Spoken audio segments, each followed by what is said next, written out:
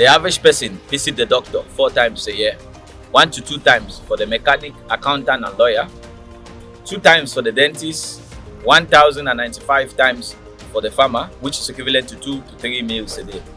Good day, I'm Eyong, and welcome to Agricdeck, where conversations shape the future of farming, where every farm has a story and every story begins in the fields, with every insight, every lesson straight from those at the heart of agriculture. From the soil to table, we dive deep into the challenges, successes, and innovations shaping modern farming.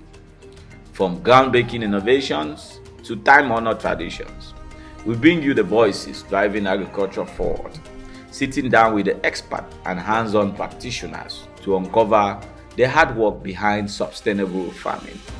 Join us as we visit farms across the globe, exploring the people, practices, and passions that drive agriculture, exploring the stories behind the food we grow, the science that drives our farms, and the people who bring it all to life.